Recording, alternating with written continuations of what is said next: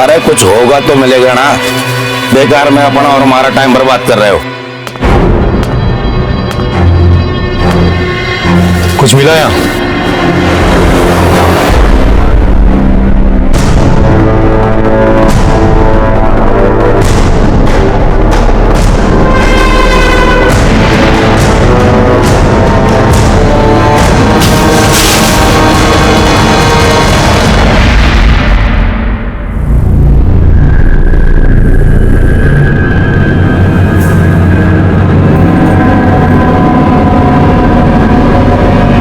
क्या ये?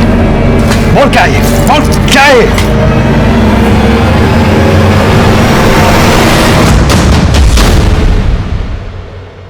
वर्दी के जोश में होश खो बैठे हो तुम। जिस दिन बाहर निकलूंगा ये वर्दी तो रहेगी, लेकिन जोश और होश दोनों छीन लूंगा। चल चल।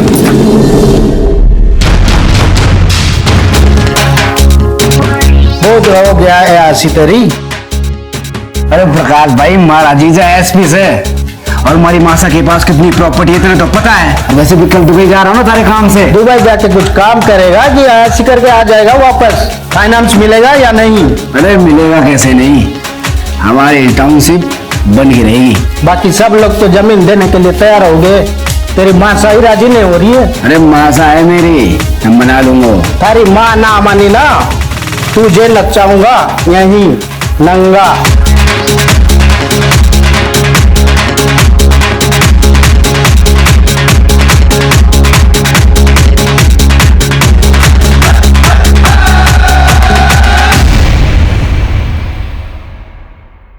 नमस्कार, मैं सीनियर इंस्पेक्टर रतन सिंह चौधरी आप सबका क्राइम पेट्रोल दस्तक में स्वागत करता हूं। हम अपनी जिंदगी बड़ी मौज में जीते हैं, बिना किसी नतीजे की परवाह किए, लेकिन उस वक्त हम भूल जाते हैं कि हमारी जिम्मेदारी सिर्फ हमारी अपनी नहीं बल्कि हमारे अपनों की भी है। और जब अपराध उनकी तरफ बढ़ता है तो वो इस दस्तक से बिल्कुल अनजान होते हैं। लाडो कैसी है तू? और सोनू कैसा है? मासा सोनू ठीक है, उसकी पढ़ाई भी बहुत अच्छी चल रही है, हॉस्टल में है। मैं ना उसकी गर्मी की छुट्टी होते ही उसे आपके पास लेके आती हूँ। लाडो एक सेकंड होल्ड कर। हिंदनी क्या हो गया? कुछ ना मासा, वो कल रात दाल ढोकली खा ली थी ना, इस वजह से हमारा जी मचला रहा है। जी मचला रहा है ना बिंदनी, ये तो खुशखबरी है। हाँ अच्छा जी, शैतानी कोई और करे और दोस्त दाल ढोकली को। 5 साल तक परीक्षा ली हमारी भगवान ने, दवा दारू वैद हकीम पूजा पाठ किसी से भी हिम्मत ना हारी मैंने, पर हमारी किस्मत में पोता लिखा था, सो मैं पोता जरूर देखूंगी। हे भगवान, हमारी भी इतनी वहां बनने वाली है, तो बहुत बड़ी खुशखबरी है। नहीं मासा, ऐसी कोई बात ना है, आपका चला तुझे नहीं पता, और पहले महीने में सब कुछ नहीं पता लगता। मैं अभी आई। हाँ, मने धोखा नहीं हो सकता, मने धोखा नहीं हो सकता। मेरी जिंदगी मां बनने वाली से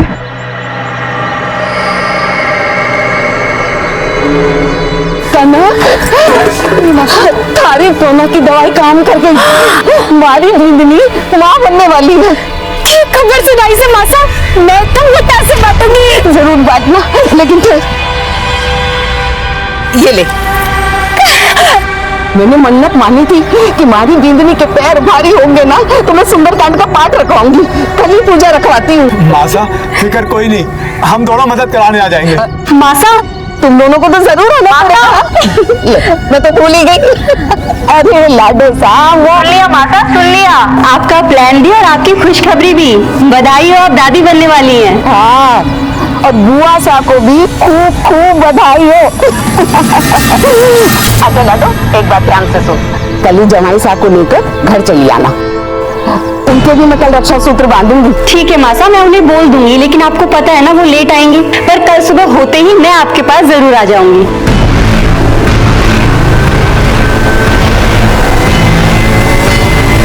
मासा, मासा कहाँ हो? मासा, मासा, लाडो आ गई तू? मासा भाभी साहब कैसे हो आप? बहुत बहुत बधाई। लाडो जवाई साहब नहीं आए? आ जाएंगे मासा, आ जाएंगे। पर लाडो कैसे होगा ये सब? बहुत काम है, कैसे निपटेगा इतनी अरे जल्दी? माँ से तू टेंशन क्यों ले रही है? दीदी से आ गई है ना, सब हो जाएगा। और हमारा लाख कोई काम है तो बोलियो बात तो। अरे तू कहाँ चला? यहाँ पूजा की तैयारी कौन करवाएगा? बोला जाके पंडित जी को फोन कर। और वो झरना महारानी ने हवन कुंड वापस किया नहीं किया? जा बोला उसे भी लेके आ। जी बोला तू रहने दे, मैं ले आता हूँ। तू पंडित जी को फोन कर ले।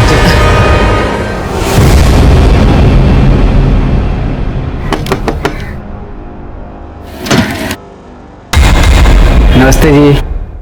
अरे देवर साहब, भाई सा नहीं दिख रहे।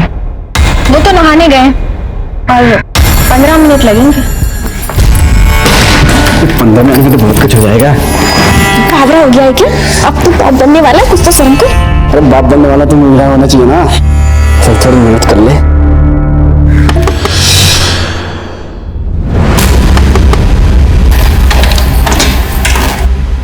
अबे तू यहाँ क्या कर रहा है?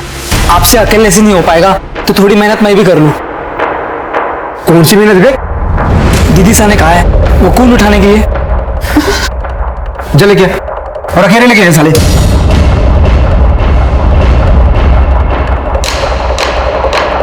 बोलो श्री रामचंद्र की जय।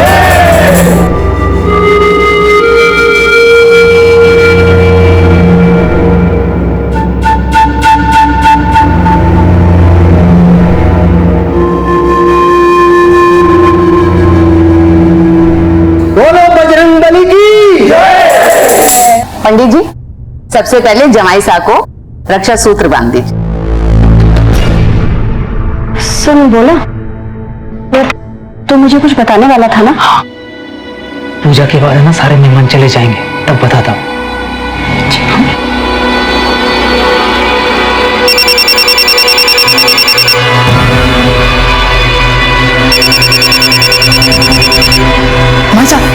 भाभी का फोन बज रहा है। ला हमारे को दिखा।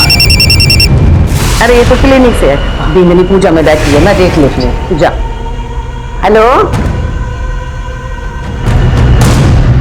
मदन। हाँ मासा आया। क्यों गया मासा?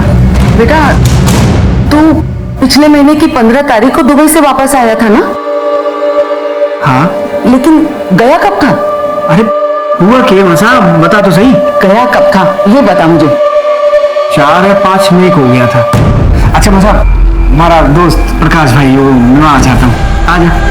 प्रकाश भाई हैं ये बहुत बड़े बिल्डर हैं, इनका बिल्डिंग लाइन का धंधा है, हमारे पार्टनर हैं। दुबई भी इन्हीं के काम से गया था मैं। मासा इनके पास टाउनशिप बनाने का बहुत अच्छा प्लान है।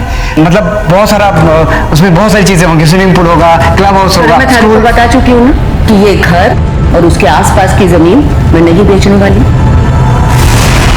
आप पूजा में आए हैं, प्रसाद लेकर जाइएगा। अच्छा पल्लवी मैं चल रहा हूँ। मैं आज आप यहीं रुक जाते? पल्लवी मन तो मेरा ही बहुत था, लेकिन मुझे जाना पड़ेगा। बहुत काम पेंडिंग है झलावड़ में। तुम रुको यहाँ पर। अपना ख्याल रखो।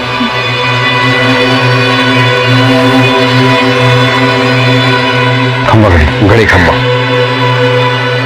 अच्छा बेटी अब हम लोग भी चलते हैं, और तू भी अपना ख्याल रखियो। हाँ आपको परेशान होने की कोई जरूरत ना है। मासा के रहते ना भाभी साहब को कोई तकलीफ ना होने वाली। मासा पलकों में बिठा के रखने वाली है अपनी बहू को। नहीं बहन जी, हमारे से ना होगा ये सब। आप अपनी बेटी को अपने घर ले जाइए। मासा ये आप क्या कह रही हैं? ठीक कह रही हूँ। मेरा मतलब कि बेटा अब मेरी उम्र हो गई है, हमारे से ना होगा ये सब, ना संभाल पाऊंगी मैं। और मदन तू भी चला जा।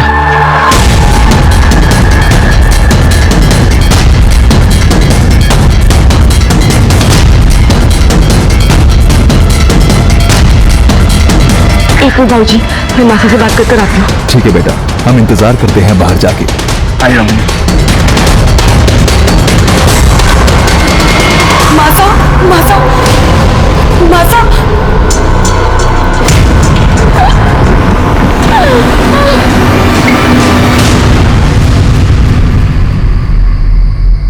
बोला मासा ने खाना खाया?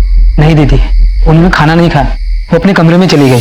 अच्छा, वो तो मुझे कुछ बताने वाला था ना? हाँ दीदी।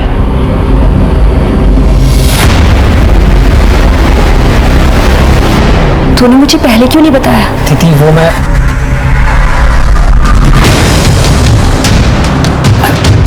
अरे तू रख ना, और अगर मासा पूछे ना तो बोलना कि मैं सो गई, ठीक है?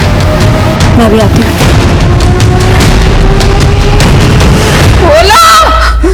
आया मासा।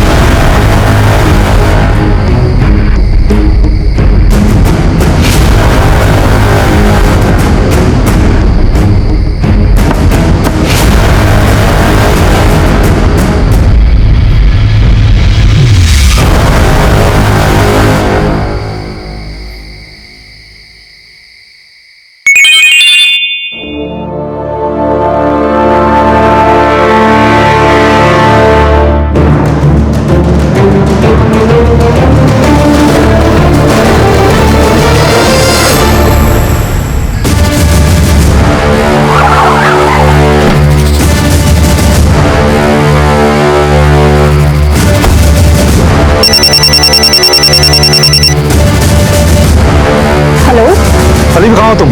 मासा के घर पे। क्यों, क्या हुआ? देखो मेरी बात ध्यान से सुनो, बलदेव जेल से फरार हो गया है। मैंने कोटा पुलिस को बोल दिया, वो तुम्हारी सिक्योरिटी भेज देंगे, लेकिन तुम घर से बाहर मत निकलना। मैं कल तुम्हें लेने खुद आऊंगा। हाँ हाँ ठीक है, तुम टेंशन मत लो, मैं ध्यान रखूंगी। मासा! मासा! पल्लवी! मासा! पल्लवी! मासा! बोला! बोला! चलिए जाइए।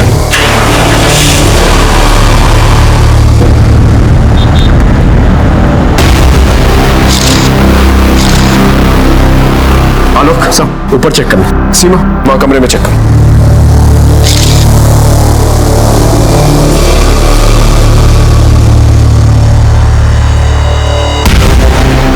गला घोट के मर्डर हुआ है। सर, ऊपर सारा सामान बिखरा हुआ है, लॉकर का लॉक भी तोड़ा गया है और वहां से ज्वेलरी कैश सब गायब है।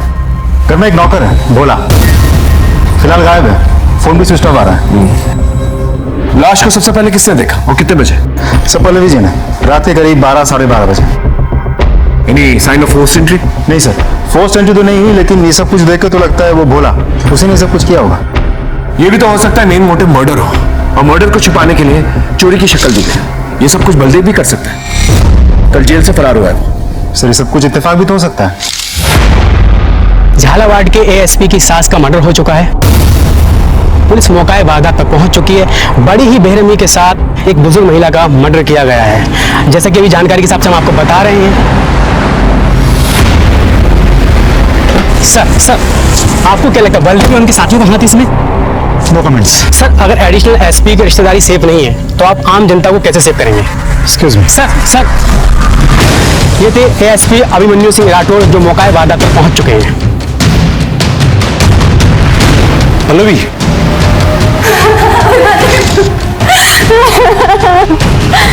मासा को क्या हो गया? संभालो पल्लवी अपने आप को। मैम से कुछ पूछताछ करो। पल्लवी, टेक केयर योरसेल्फ, अपना स्टेटमेंट दो इन्हें। Thank you sir. मैम, आपने कहा 12 बजे आपकी बॉडी में, इस वक्त आप यहीं थी? कल पूजा के बाद मैं यहीं रुक गई थी। तो जब ये सब कुछ हुआ तो आप सो रही थी, आपने कुछ नहीं सुना? मैं उस वक्त घर पे नहीं। बाहर गई थी आप? कितने बजे? यही 10:30 बजे। कहाँ गई थी? मासा के लिए दवा लाने। लेकिन उस वक्त तो भोला भी घर में था, आपने उसे क्यों नहीं भेजा? क्योंकि वो सो रहा था, मैंने उसे उठाया नहीं।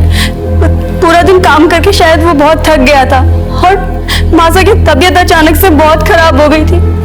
उनको अस्थमा का अटैक आ गया था, और पास में कोई मेडिकल स्टोर भी नहीं था, तो मुझे काफी दूर जाना पड़ा।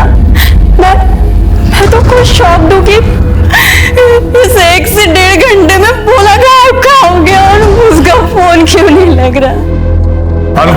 करो किसी ने कुछ देखा है और बॉडी को पोस्टमार्टम के लिए भेज दो। साहब, आपने कुछ देखा था? नहीं साहब, मैंने कुछ नहीं देखा।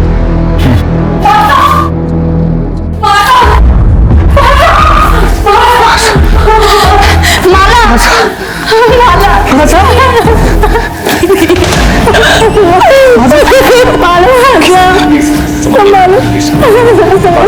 प्लीज प्लीज प्लीज प्लीज माफी। अपनी पत्नी के साथ ससुराल गया था और ये सब। भोला कब से काम करता था आपके पास? ये कोई 7-8 साल से। उसका एड्रेस और लूटे गए जेवर और कैश के बारे में जानकारी चाहिए थी। भोला बूंदी में रहता है। मैं कल एड्रेस उसका देता हूँ आपको, जो भी गहने जेवर चोरी हुए सब डिटेल देता हूँ आपको। देख रहे हैं यहाँ पर कोई सीसीटीवी कैमरा जिससे हमें मदद मिल सकती है। ये होर्डिंग किसकी है? सर, यहाँ पर कनक और पुष्कर की वैन खड़ी होती है। देसी दवाइयों से इलाज करते हैं लोगों का और अपने आप को वैद्य कहते हैं।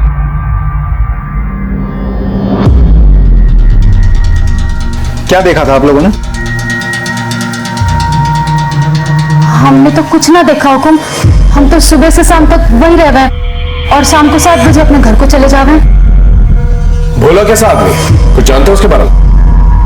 साहब, मासा तो उस पर बहुत भरोसा करती थी, लेकिन वो आदमी भरोसे लायक ना था। ऐसा क्यों? ये बोलूं हुकुम, मैंने तो उसे उस घर में ताका झाकी करते भी देखा।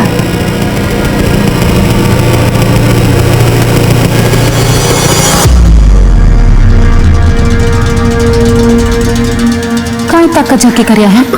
कुछ नहीं। मासा, दवाई लाई सू। आजा आजा। मासा तो भोला को अपने बेटे जैसा मानी थी। मैंने 1-2 बार मासा को समझाया भी, पर वो मानती ही ना थी। साहब, हम दोनों तो मासा के रहनो करम पे थे। उन्हीं के कहने पे गाड़ी खड़ी करके अपना पेट पाल रहे थे, इसलिए 1-2 बार भोला की शिकायत करके दोनों चुप हो गए। ठीक है, आप लोग जाते हैं। घर में मर्डर हुआ था और चोरी भी, और साथ ही साथ नौकर भी गायब। जाहिर सी बात है, ऐसे में नौकर पे ही शक जाता है। लेकिन एक और बड़ी गुत्थी थी हमारे सामने, और वो थी बलदेव की। बलदेव जेल से उसी दिन फरार हुआ था जिस दिन शारदा जी का मर्डर हुआ था। क्या बलदेव का शारदा जी की मर्डर से कोई कनेक्शन था? और अगर था तो फिर भोला कहां गायब था? सर, देखा जाए तो सर्कमस्टेंशियल एविडेंस और भोला की फरारी से साफ साबित होता है कि ये मर्डर भोला नहीं किया है। भोला का फोन ट्रेस हुआ? अभी तक तो नहीं हुआ सर, इसीलिए उस पर शक ज्यादा है। अखबारों मीडिया के हिसाब से तो बलदेव ही खूनी है, क्योंकि उसने एएसपी सर को धमकी दी। सर, आपको तो पता ही है, मीडिया वालों को सिर्फ सुर्खियां और हेडलाइंस चाहिए होता है, लेकिन बिना किसी ठोस सबूत के हम किसी नतीजे पे नहीं पहुंच सकते। एक काम करो, भोला की कॉल रिकॉर्ड से कल पता करो इन पिछले दिनों में बलदेव या बलदेव के गैंग मेंबर्स के साथ कोई कांटेक्ट है उसका। राइट सर, लेकिन ऐसा भी तो हो सकता है कि बलदेव के गैंग मेंबर्स ने भोला के जमीर को बलदेव की फरारी से पहले ही खरीद लिया हो भी सकता है, नहीं भी, क्योंकि एक दिन पहले ही शारदा ने पूजा का प्लान बनाया था। पूजा का प्लान, पल्लवी का यहाँ आना, ये सब कुछ अचानक से हुआ, प्री प्लान नहीं था। और ऐसे में बलदेव और उसकी गैंग को इस प्लान के बारे में पता होना और भोला के साथ मिलकर ये खून को अंजाम देना थोड़ा मुश्किल लगता है।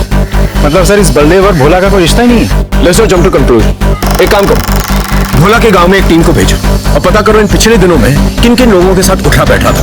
सब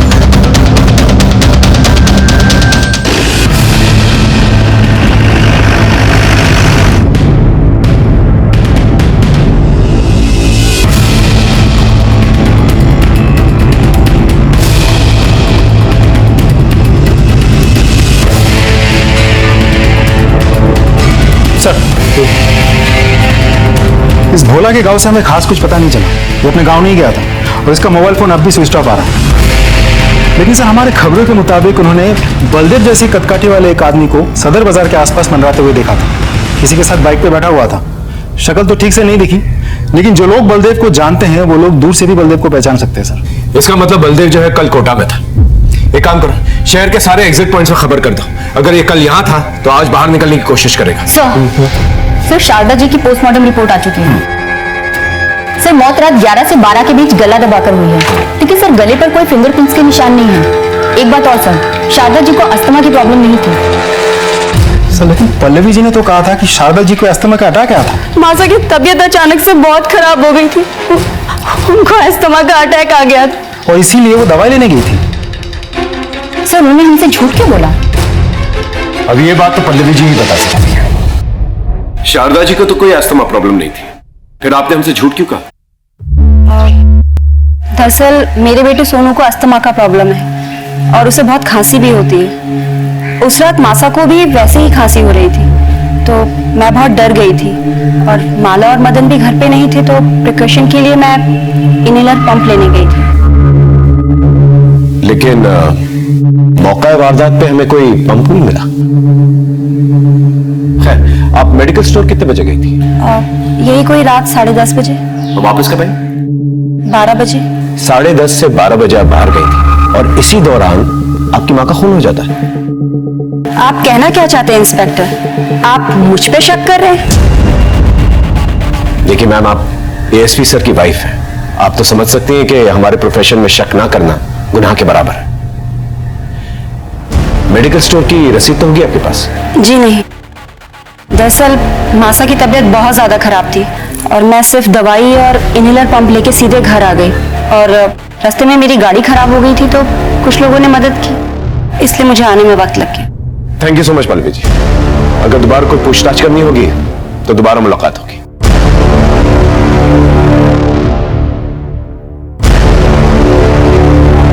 सर, ये शारदा जी के पड़ोसी है सुमित, आपसे कुछ कहना चाहते हैं। आइए बैठिए, बताइए। सर उस दिन सुंदरकांड होने के बाद मदन और मासा के बीच कासनी हुई। फिर थारी समझ में नहीं आता? कितनी बार कहूं थारे से ये घर नहीं बिकेगा, मतलब कि नहीं बिकेगा। मासा तो समझ की नहीं। अरे मासा, काम करने का मौका मिले तो काम करने दो ना। जमीन के बदले घर या पैसा नहीं दे रहे प्रकाश भाई, पार्टनरशिप दे रहे हमारे को। पार्टनरशिप मतलब समझती है, करोड़ों में खेलूंगा। मतलब तू कहना क्या चाहता है कि मैं अपने पति की आखिरी निशानी को भी बेच दूं? पता नहीं तुम आजकल के बच्चों को हो क्या गया है, किसी भी रिश्ते का मान रखना तो आता ही नहीं है, लेकिन मैं मरते दम तक अपने पति के साथ अपने रिश्ते का मान रखूंगी। कब तक जिंदा रहेंगी? बस मतलब चुप करो। जीते जी आप तो रहने दो, आपका तो सेट है, नौकर है, चाकर है, रुतबा है, सब कुछ तो है आपके पास, पर हमारे पास क्या है? हमारे कोई बड़ा आदमी बनना है तो सबको इतनी दिक्कत क्यों हो रही है? एक लोग देख रहे, तमाशा मत बना, हम बैठ के बात करेंगे, समझा? भाई साहब अभी जाइए आप। उस सुंदरकांड में उसके बिल्डर दोस्त भी आए थे, तो शायद प्रॉपर्टी का मामला है। Thank you so much. Alok, इस मदन के बारे में सारी इंफॉर्मेशन चाहिए मुझे। कहाँ जाता है, उठता बैठता है, क्या खाता है, क्या पीता है, सब कुछ। और पल्लवी जी के बारे में पता करो कि वाकई में वो मेडिकल स्टोर गई थी या कहीं और। सब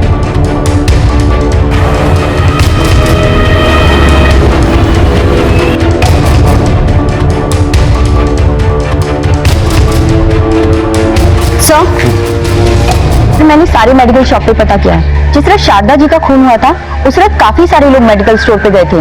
सिर्फ पिछले महीने राजस्थान में आए बवंडर की वजह से काफी सारे लोग फेफड़े और सांस की बीमारियों की वजह से परेशान हैं। तो सर ऐसे में दुकानदार का पता पाना बहुत मुश्किल है कि उस दिन कौन आया और कौन नहीं। सर, मदन के बारे में कई इंटरेस्टिंग इन्फॉर्मेशन हाथ लगी है।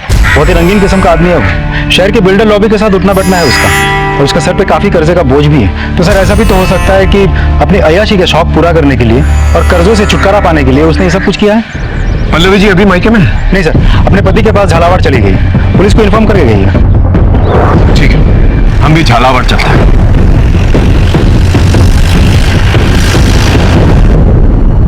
पल्लवी जी, हमें जानकारी मिली है कि मदन और शारदा जी का प्रॉपर्टी को लेकर झगड़ा हुआ करता था।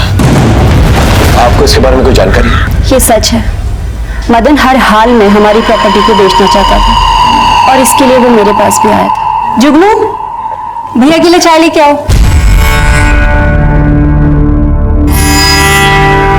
थारा सही है दीदी, रुतबा आओ जो तारे जैसा।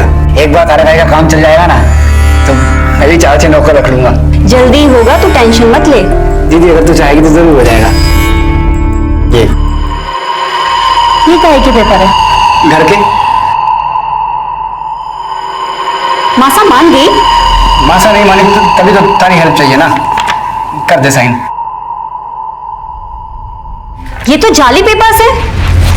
तू पागल हो गया है क्या? अरे दीदी तू मेरी बड़ी बहन है और बड़ी बहन मां समान होती है। मासा के केस होते हुए मुट्ठा ले लूंगा, बस तू साइन कर दे। मैं कुछ ना करने वाली, और ये गलत काम तो मैं बिल्कुल भी नहीं करूंगी। तुझे जो भी बात करनी है ना, तू माता से जाके कर। अरे दीदी thank you very much Pallavi ji. Welcome. आप हमारी बात समझने की कोशिश करो, मामला बहुत गर्म है, थोड़ा ठंड होने दो ना। देखो आपका जो भी प्रपोजल है ना वो हो जाएगा। तुम्ही ने मारा है ना मासा को? क्या बकवास कर रही तू? मैं कोई बकवास नहीं कर रही हूँ। तो कहाँ गए थे तुम उस रात?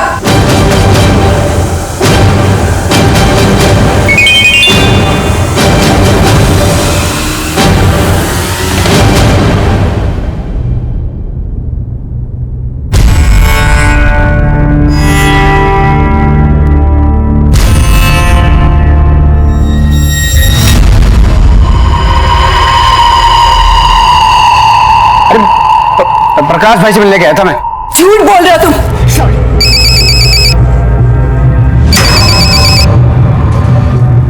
हेलो, मगर बेचना चाहता था, ये बात सच, हमारा पंगा भी हुआ था। तो ये कि आपको अय्याशी का शौक है और आपके ऊपर बहुत सारे कर्जे हैं। नहीं, ये बात हमारे समझ में ना आई। इन सब से मासा की मौत का क्या रिश्ता? रिश्ते तो बनाने से बनते हैं, नहीं? चलिए मैं आपको समझाता हूं। आप कर्जे में डूबे हुए थे, लेकिन आपको बिजनेस करना था, इसलिए आपने सोचा कि घर बेच देता हूं, लेकिन आपकी मां इसके खिलाफ थी, इसलिए आपने अपनी मां को मार डाला और भोला को पैसे देके वहां से भगा दिया। क्यों? सच बोल रहा हूं। ओ पुलिस वाले, ये बात तारे को पता को नहीं। एएसपी अभिमन्यु सिंह राठौर का साला हूं मैं। 1 मिनट में तारी वर्दी उतरवा दूंगा। आवाज नीचे और आंखें भी। अगर वर्दी पे आंख भी डाली ना तो आंखें नोच लूंगा। हाँ।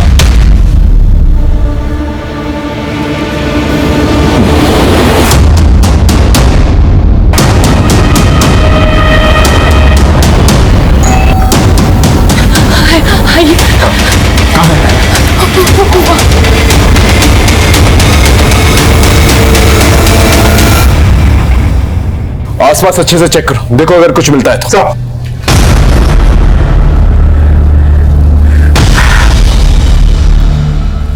ये आपको ऐसे मिला?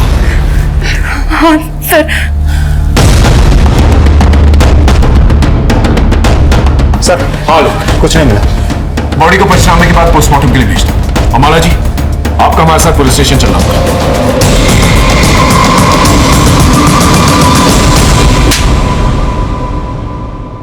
अरे बता क्यों ना देते सबको सच? बावड़े हो गई क्या बता दूं? गाड़ी से दुखाई हो ना तो दुश्मन की जरूरत कोड़ा। हाँ मैडम बोलिए। इंस्पेक्टर साहब, वैसे तो मैं अपनी जबान खोलना ना चाहती, लेकिन अगर मैं अब भी कुछ ना बोल पाई तो मेरी स्वर्गीय माता की आत्मा को कभी शांति ना मिलेगी।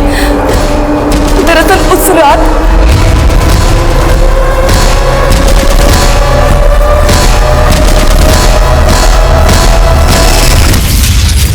तुम्हारी लुगाई नहीं, ये साली डायन है। उस रात में कहीं नहीं गया था, इस डायन के बगल में सो रहा था। और तेरा मोबाइल फोन तुझे सोता छोड़ के तेरे घर चला गया। तेरे मोबाइल फोन को तेरे घर की बहुत याद आ रही थी। क्या मजाक लगा रखा है इंस्पेक्टर? तो ससुराल को आधी रात को छोड़ के अपने घर नहीं गया था। ये देख तेरी सीडीआर रिपोर्ट, इसके मुताबिक 11 से 12 के बीच में तेरा फोन तेरे घर के पास एक्टिवेटेड था। अब सच सच बता, वरना अपने तरीके से उगल पाऊं। बोल। ठीक से उस रात में इसको छोड़ के गया था, मैं अपने घर नहीं गया था, झरना भाभी सा से मिलने गया था। हेलो भाभी सा, क्या बात है? आजकल तू बहुत मिस कर रही मुन्ने, मैसेज ठोके जा रही है। हाँ बावड़ी, इतनी मैसेज मत कर, फंस जाऊंगा किसी दिन। मन में तो लगा था तू आएगा ही ना, जोरू का गुलाम हो गया है ना। अरे ऐसे कैसे नहीं आता? तूने मैसेज किया भाई साहब जयपुर गए, अब भाई साहब आउट तो देवर सा इन।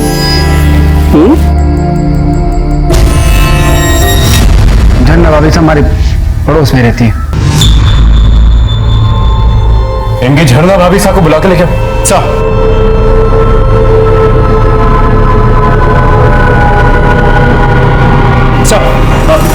अरे झरना भाभी साहब, ये लोग ये लोग बोले मासा का खून मैंने किया है। प्लीज आप इन लोग को बताओ कि उस रात तुम्हारे साथ था। बावड़ा हो गया है क्या? कहीं अनाप शनाप बके जा रहा है। और कैसी भाभी साहब, कौन सी भाभी साहब? पड़ोसी के साथ थोड़ा सा हंस बोल लिए तो सबके सामने इज्जत उतारोगे हमारी?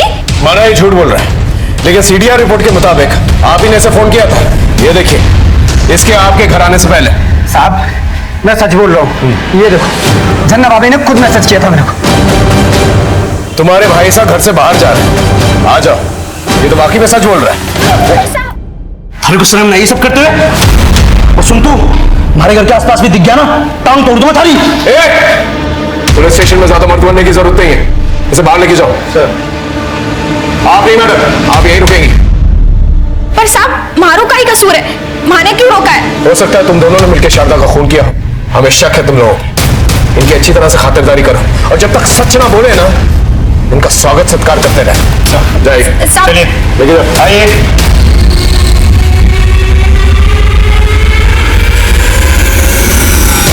हमारे पास दो सस्पेक्ट्स थे, मदन और झरना। हालांकि दोनों ने यह नहीं माना था कि मर्डर में उनका हाथ था, लेकिन यह जरूर माना था कि उस रात दोनों साथ में थे। पूरी पॉसिबिलिटीज थी कि मदन ने प्रॉपर्टी की लालच में आकर झरना के साथ मिलकर शारदा जी को मार दिया होगा। भोला की बॉडी हमें शारदा जी के घर पे मिली, और पोस्टमार्टम रिपोर्ट के हिसाब से यह कंफर्म हो गया कि भोला की मौत उसी दिन हुई थी जिस दिन शारदा जी का मर्डर हुआ था। लेकिन शक की सुई अब भी बलदेव पर थी, और ऐसे में हमें एक टिप मिली।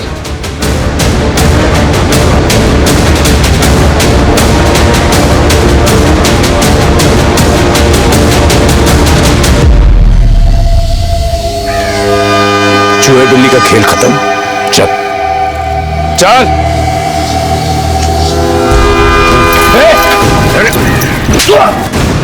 साहब मैंने कुछ नहीं किया, साहब मैंने कुछ नहीं किया, साहब के बात है, साहब क्यों मार रहे मारे को? सच बोल। साहब मैंने कुछ नहीं किया साहब। कुछ नहीं किया तो चूहे की तरह बिल में छुप के क्यों बैठा था? सबको पता है साहब, अभिमन्यु की सास को किसी ने जान से मार दिया। अब आप लोग तो मारे ऊपर ही सब करते ना। साहब नहीं गया था शारदा के घर पे? गया था, लेकिन साहब अभिमन्यु की बीबी को मैं मार नहीं पाया। मतलब? साहब गया तो मैं जान से मार नहीं था, लेकिन अभिमन्यु की सास को नहीं, बल्कि अभिमन्यु की बीबी पल्लवी को मार ली। मैंने उसके घर के बाहर उसका इंतजार भी किया, और जैसे वो घर से बाहर निकली मैं उसके पीछे निकल पड़ा। मैंने उसका बहुत दूर तक पीछा किया, लेकिन हाईवे पर पता नहीं वो कहां चली गई अचानक से। सिंह, अच्छी तरह से तोड़ो इसे जब तक ये सच ना बोले। आपको क्या लगता है सर, ये बलदेव सच बोल रहा है या कहानी बना रहा है? हो सकता है कहानी बना रहा। इतना तो तय है कि पल्लवी केमिस्ट शॉप पे नहीं गई थी। तो फिर कहाँ गई होगी सर? चल मैं सच।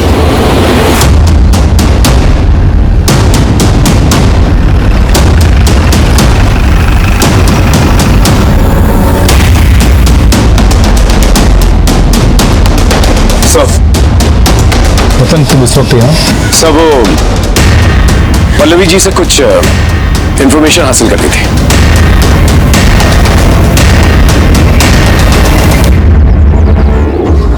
पल्लवी रतन है तो तुमसे कुछ सवाल करना चाहता हूँ। Go ahead Ratan. Thank you sir.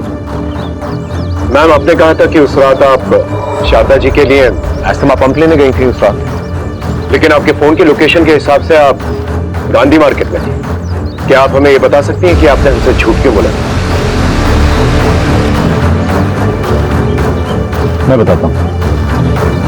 Actually ये बेहद ही पर्सनल मामला है, इसका इस केस से कोई लेना देना भी नहीं है, लेकिन मेरा फर्ज बनता है कि हम आपकी इन्वेस्टिगेशन में आपकी हेल्प करें। पल्लवी तुम्हें जो पता है सब बता दो। उस रात मैं अपने एक बहुत अच्छे दोस्त, दरअसल मैं उससे बहुत प्यार करती थी शादी से पहले।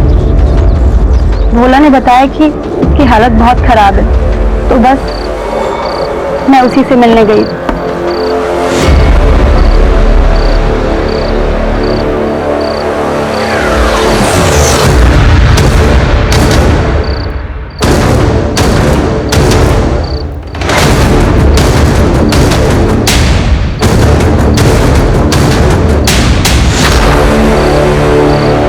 इनका मैं क्या करूँगा पल्लवी?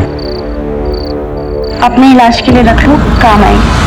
और मैंने उसकी हेल्प के लिए उसे कुछ रुपए भी दिए और आने के बाद अपने हस्बैंड को सब कुछ बता दिया and he understood the situation. आप चाहें तो जाके पता कर सकते हैं। नहीं मैम, नॉट नेसेसरी। हमें आपकी बात पर भरोसा है। Thank you so much. I take leave. हाँ लोग, सर आप जल्दी कोटा फेमस ज्वेलरी शोरूम आ जाइए। ठीक है, हम अभी पहुंचते हैं। Okay sir. सर वो कोटा में एसपी की सास का मर्डर हुआ था, उनके गहने चोरी हुए थे। सर वो फुटेज देखी आपने, एक लड़की लेके आई थी वो गहने बेचने के लिए। क्या बातचीत हुई थी लड़की के साथ? वो 10-12 लाख रुपए मांग रही थी, उनके पास बिल वगैरह नहीं था, तो मैंने बोला 7 लाख तक दे सकता हूँ। किसी बातचीत हुई उसकी? हाँ, फोन पे किसी से बात कर रही थी वो। इस सीसीटीवी की फुटेज दिखा सकते हैं? जी। तो लड़की का फेस तो दिख ही नहीं रहा है। ये लड़की कैश लेने कब आएगी? 6 बजे तक आएगी सर। एक काम कीजिए, इसे कैश दे दीजिए। जी। आप फिक्र मत कीजिए, हम उस पर नजर रखेंगे। Thank you. Okay sir.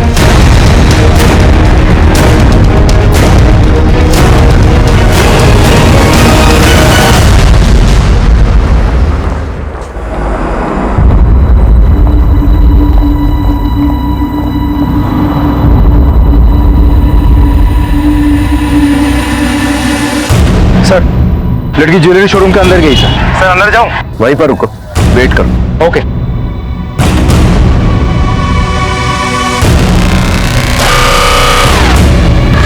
Sir लड़की अभी अभी शोरूम से निकली, पीछा करूं?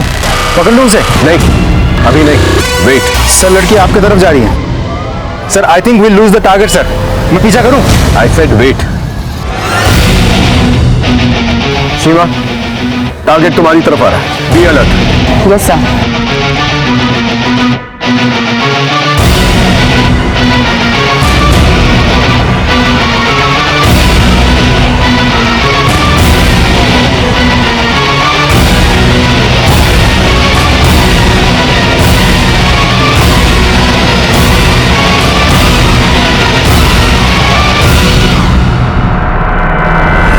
जल्दी से आके गाड़ी में बैठो।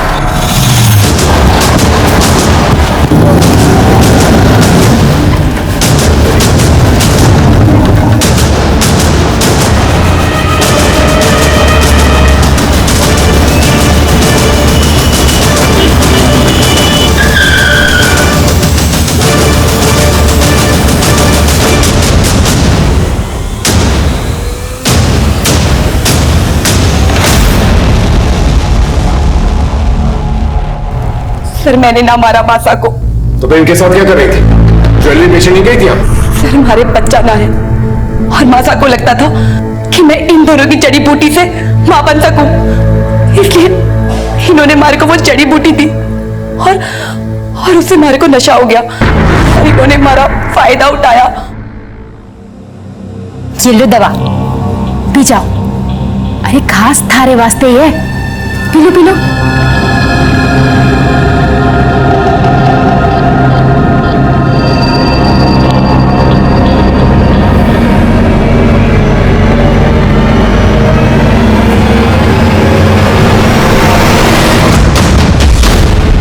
देखते रहो, जल्दी आओ।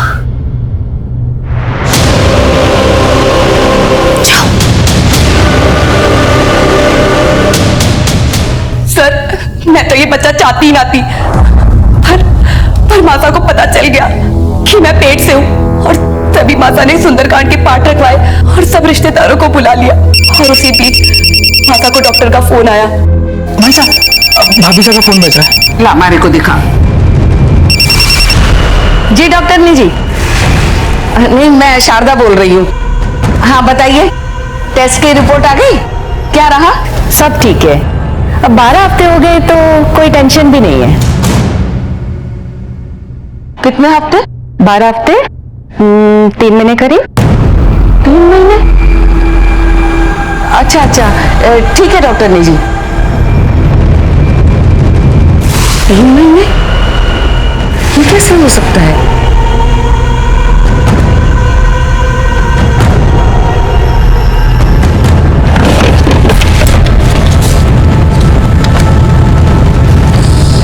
ये तो 4 मई का और डॉक्टर से पता चला कि मैं 1 महीने से नहीं 3 महीने से पेट से हूँ।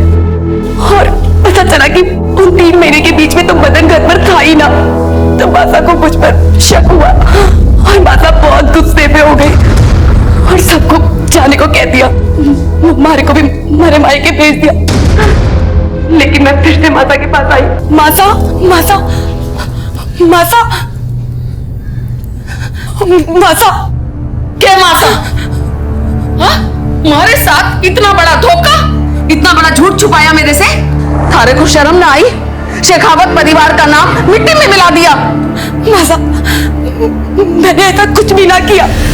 मासा पुष्कर और कनक ने जड़ी बूटी में नशे की दवा मिलाकर मार को बेहोश कर दिया। उसके बाद हमारा फायदा उठाया, हमारे साथ गलत काम किया। मैं सच कह रही हूँ मासा, हमारी कोई गलती ना थी।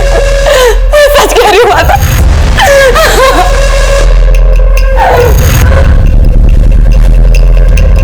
और उसी रात भोला हमारे घर आया।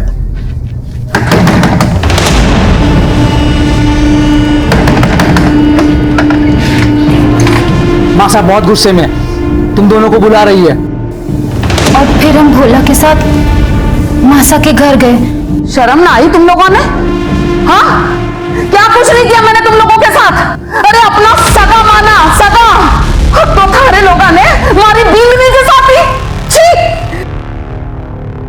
अभी मरनी हुई थारे लोगों से निपटेगा।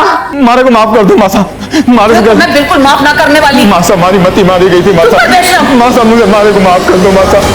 मासा मासा उसने देखो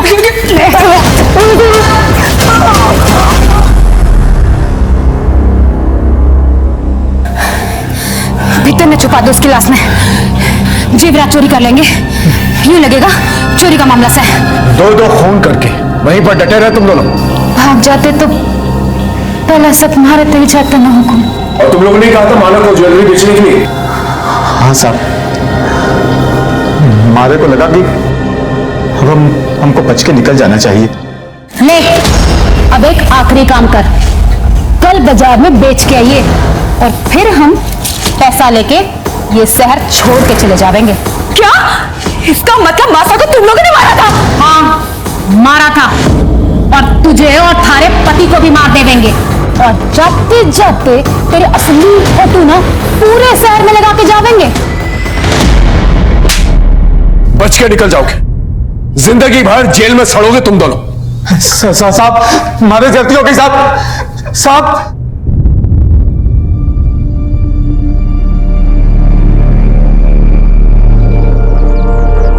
पुष्कर और कनक दोनों को उनकी सजा मिल चुकी थी, लेकिन कहीं ना कहीं कसूर माला का भी था।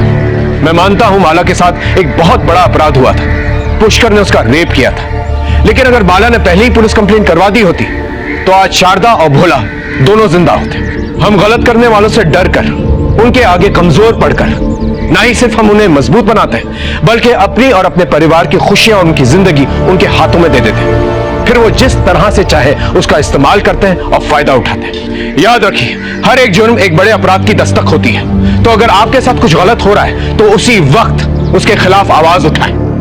सर, गांधी मार्केट के एक बैंक में रॉबरी हुई है, हमें तुरंत निकलना होगा। ओके चल। देखते हैं हमारे आज के एपिसोड की दूसरी कहानी।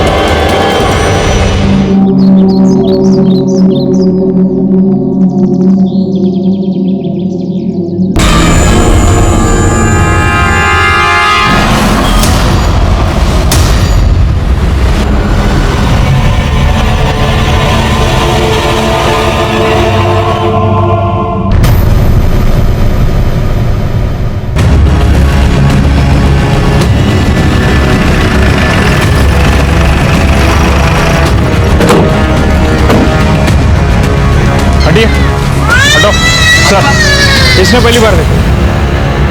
मैं यहाँ से गुजर रहा था सर, तो बच्चे के रोने की आवाज सुनी। यहाँ आके देखा तो बच्चा रो रहा था और एक लाश पड़ी थी वहां, औरत की। रानी भाई बाहर लगे।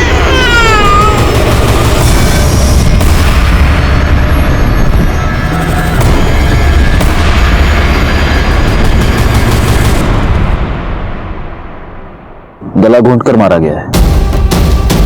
गले पर निशान देख रहे हो? कुछ पता चला ये कौन है? जी सर, पता किया। ये प्रोस्टिट्यूट है, हाईवे पे धंधा करती थी। बैकवर्ड, पिछले हफ्ते में जिस औरत की डेड बॉडी मिली थी वो भी तो प्रोस्टिट्यूट थी। जी सर। ठीक है, फॉरेंसिक को बुला और इसकी लाश पोस्टमार्टम के लिए भेज दो। सर।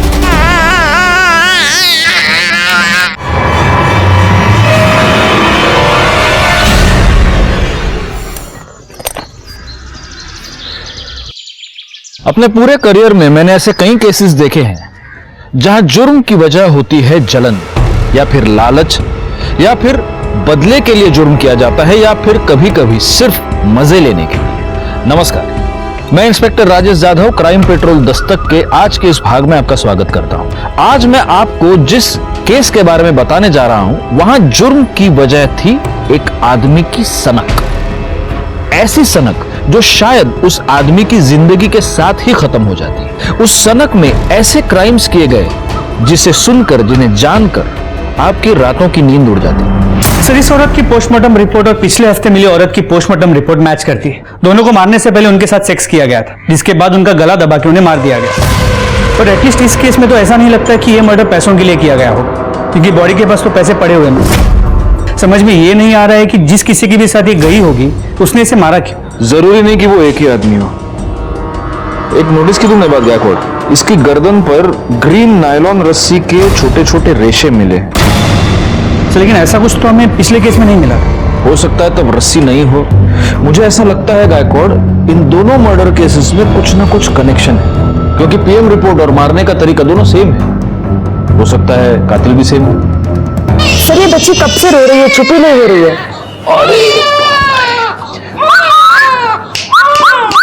ए सोनू, इकडे बघ। हंसी। माँ की गोद की आदत पड़ गई है इसको। गायकवाड, एनजीओ वालों को बोल दो कि इसको आकर ले जाए। जी सर, बता दिया।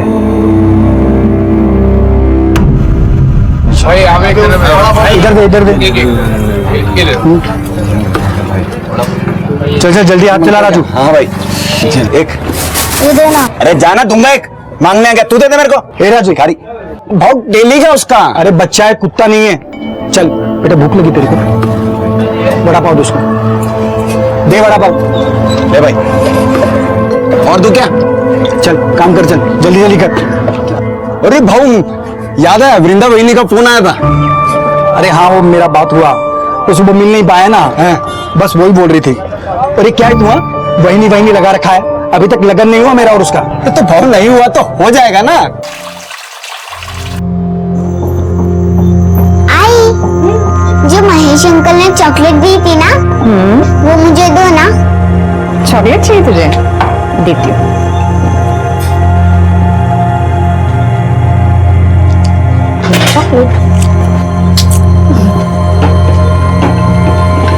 आजकल बहुत ख्याल रख रहा है तुम दोनों का महेश।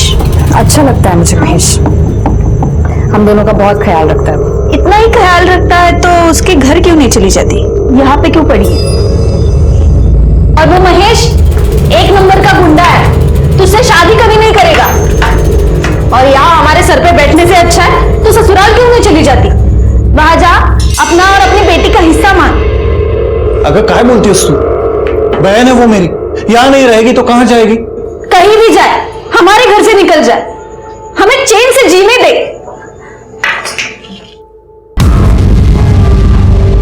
लो, नाम लिया और हाजिर हो गए।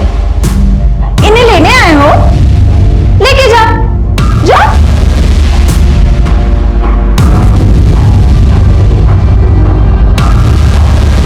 तू टेंशन मत ले, एक दिन लेने के लिए भी आएगा मैं, तब तक इनके यहाँ रहने से तुम लोगों को तकलीफ नहीं होनी चाहिए, क्योंकि प्रतीक के बाप का घर नहीं है, सिर्फ वृंदा के बाप का भी घर है। देख भाई ऐसे कुछ नहीं है, बहन है वो मेरी। चुप कर।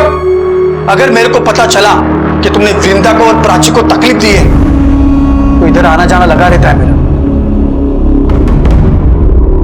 तुम दोनों का बराबर हिसाब करेगा मैं। चलता हूं वृंदा।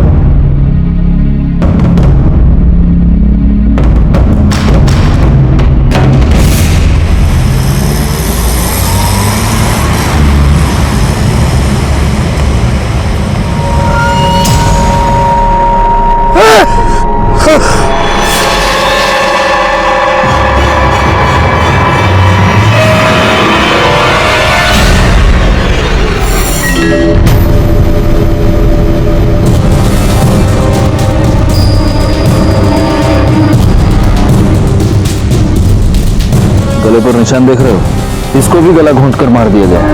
मतलब चांसेस है कि ये भी प्रोस्टिट्यूट हो सकती है। अगर ये है तो फिर ये कोई ऐसे सीरियल किलर का काम है जो सिर्फ प्रोस्टिट्यूट्स को अपना टारगेट बना रहा है। मगर वो इन्हें मार क्यों रहा है? क्या मोटिव हो सकता है?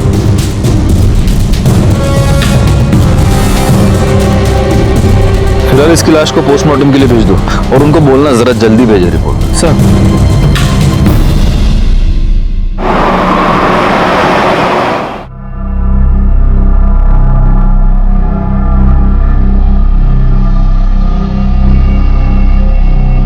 मंग्या की आई कह रही थी आज हाईवे पे एक और औरत की लाश मिली। चांदनी, हसीना और अब पिंकी। ऑफ कोर्स ये इनके असली नाम तो नहीं होंगे। 3 प्रोस्टिट्यूट्स का मर्डर हुआ है और वो भी हाईवे पर जहां कोई सीसीटीवी कैमरा नहीं है। बहुत ही प्लानिंग से ये सब कर रहा है गायकवाड़।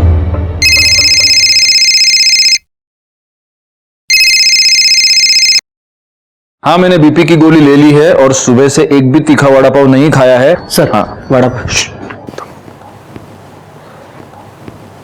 हाँ टीवी क्या है टीवी पे? हाँ रुको रुको देखता हूँ। हाईवे पर एक के बाद एक 3 देह व्यापार में लिप्त औरतों की लाश मिली है। कातिल बड़े ही चालाकी से अपने काम को अंजाम दे रहा है। पुलिस हाथ पर हाथ धरे बैठी है। तकरीबन 10 दिनों में 3 औरतों का कत्ल हुआ है और पुलिस है कि उनके कान पर जूं तक नहीं रेंग रही है। मैं कैमरामैन आकाश के साथ लाइक खान। काम संभली है झगड़ी। चलो चलो टीवी बकता। शोभा, ये बताने के लिए फोन किया तुमने मुझे? अरे बाबा, रिपोर्टर अपना काम कर रहा है, मैं अपना काम कर रहा हूं। हाँ चलो रखो फोन अभी। हाँ अरे तुम्हारी कसम, मैंने सुबह से एक भी वड़ा पाव नहीं खाया है। हाँ हाँ चलो अरे रखो बाबा रखो। हाँ चलो okay okay bye. Paresh sir क्या है? अभी तो आपने कसम खाई है। हाँ तो सुबह से एक भी वड़ा पाव नहीं खाया, अच्छी कसम खाई है मैंने, अभी खा रहा हूँ। सर हाँ पिंकी की पोस्टमार्टम रिपोर्ट। सर फिर से वही, मारने से पहले उसके साथ सेक्स किया गया था और गले पे ग्रीन नायलॉन की रस्सी के रेशे मिले। मतलब मर्डर वेपन एक ही है, ग्रीन नायलॉन की रस्सी। एक काम करो, हाईवे पर सिविल में पेट्रोलिंग बढ़ा दो। इससे पहले वो किसी और का खून करे, हमें उसे पकड़ना ही होगा। तू भड़क क्यों रहा है? भड़कू नहीं तो और क्या करूं? तू काम पे लगी और मेरे को मालूम तक नहीं। अरे मैं तुझे बताने वाली थी, तुम्हें छुपाकर नौकरी थोड़ी करती हूँ मैं। अरे मेरे को ये समझ में नहीं आ रहा कि तेरे को नौकरी क्यों करनी है। तेरे को देता है ना मैं सब, तेरी बेटी का भी ख्याल रखता है मैं। मुझे पता है कि तू ख्याल रखता है, लेकिन मैं नौकरी प्राची के लिए कर रही हूँ। जिधर पे तू काम पे लगी उधर का सेट कैसा है? अच्छा आदमी है वो, तू परेशान मत हो। अच्छा मुझे लेट हो रहा है, मैं चलती हूँ। ठीक है ठीक है। ये देखिए मैडम, ये बहुत प्यारी साड़ी है जी।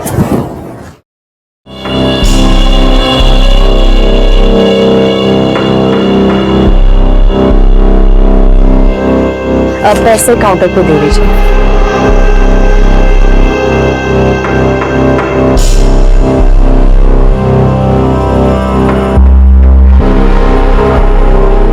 एक बात कहूं? जी? वो साड़ी तो कस्टमर ले गई, लेकिन वो साड़ी जब तुम अपने बदन पर ला कर दिखा रही थी ना, तो देखा मैंने, बहुत खूबसूरत दिख रही थी।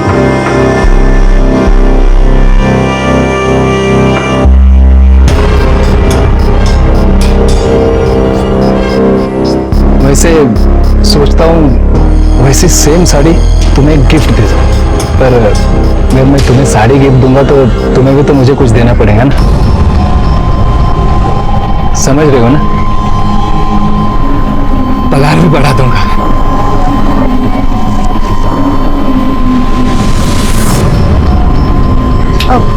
वो मैंने आपको बताया था ना, मुझे घर जल्दी जाना है आज। मैं जाऊँ क्या? हाँ हाँ जाओ ना, लेकिन जो मैंने कहा ध्यान में है ना?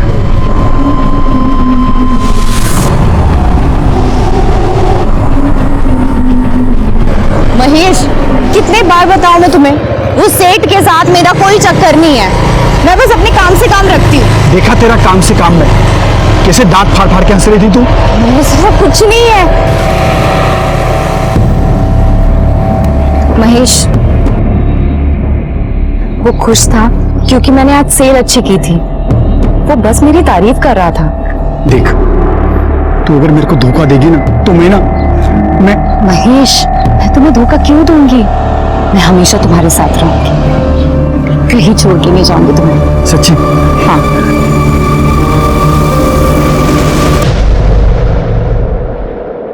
दीपा, ए दीपा, सुन तो, या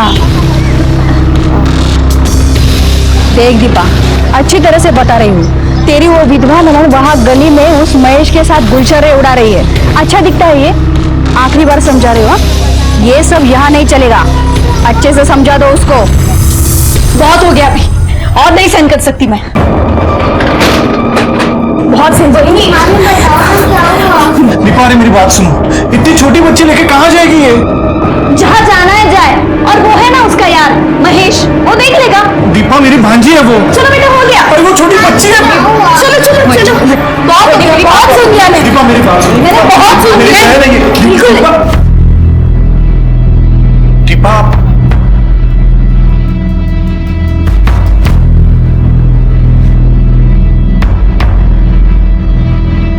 अरे राजू, भाऊ, ये राजू है, महेश के ठेले पे काम करता है। हाँ, क्या है राजू? वो क्या, वो भाव ने अभी प्राची के लिए ये गिफ्ट खरीदा, तो उन्होंने बोला कि ये दे देना, ये चॉकलेट भी दे देना, और बड़ा पाव भी है प्राची के लिए।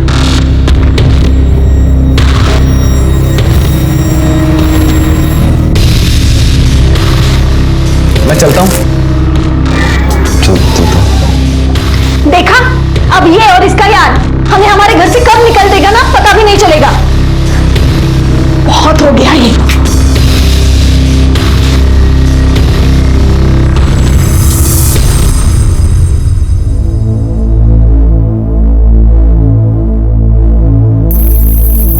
देखे है वृंदा को?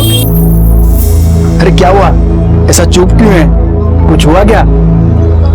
अरे बोल ना, कुछ हुआ क्या?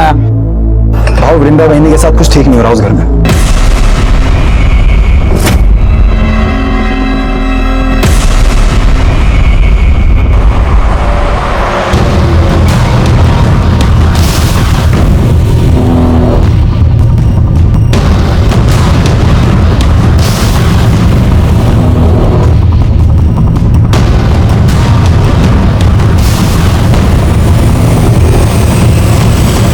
कितनी अच्छी फिल्म थी ना? हाँ। कितने दिनों बाद ऐसे बाहर निकले हम लोग। कितना अच्छा लग रहा है। वरना तुम्हारी बहन, उसने तो जीना हराम करके रखा है हमारा। तुम क्यों सोचते हो उसके बारे में ऐसे? महेश, अरे मार क्यों रहा है इनको? तो सिर्फ थप्पड़ मारा है, इसके आगे सोच भी नहीं सकता कि मैं क्या करेगा। समझा दे तेरी बाइकों को कि अगली बार वृंदा के सामने ऊंची आवाज में बात हुई की ना, काट के इधर ही गाड़ देगा मैं तुम दोनों को, समझा ना?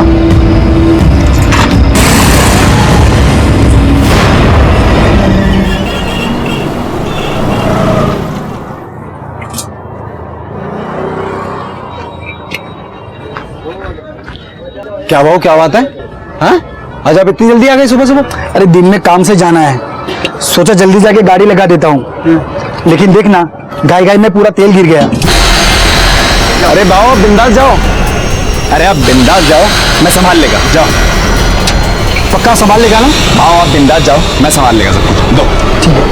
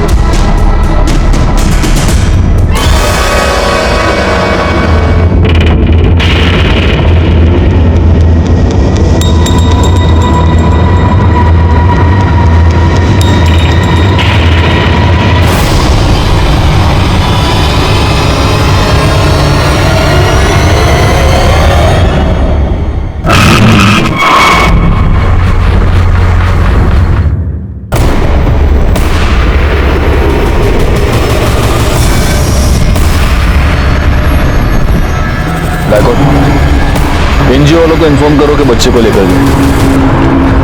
सर क्या लगता है उसी सीरियल किलर का काम होगा?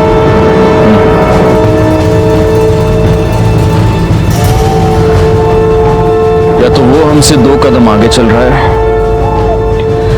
या हम बहुत स्लो है।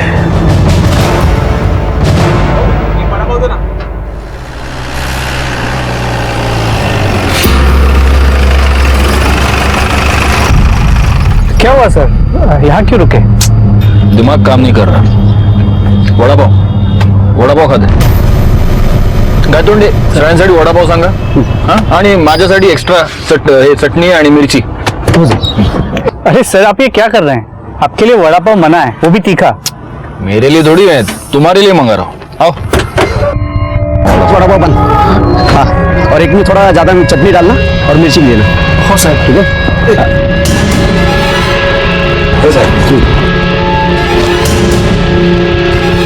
ये आ गया सर, ये आपका चटनी वाला।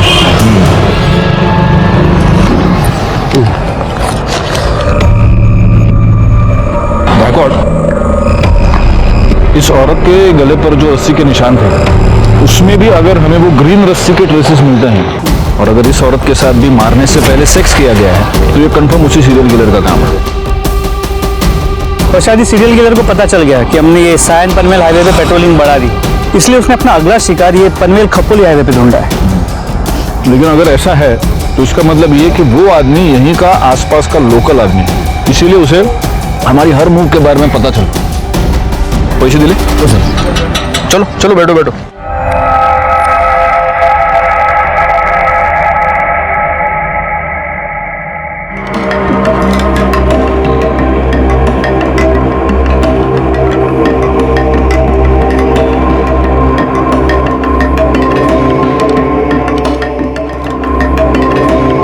गाड़ी है करे?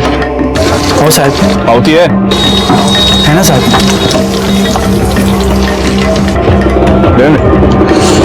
अच्छा बना दे वड़ा पाव, क्वालिटी मेंटेन रखना। जी सर। वड़ा पाव महेश वड़ा पाव।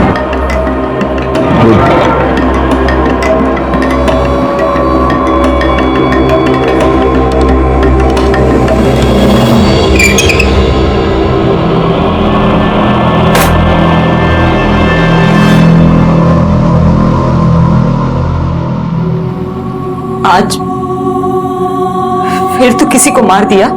हाँ, सबको मार देगा मैं, सबको मार देगा मैं। बस कर अब, बहुत हो चुका। किसी को नहीं छोड़ेगा मैं, सबको खत्म कर देगा मैं। चला।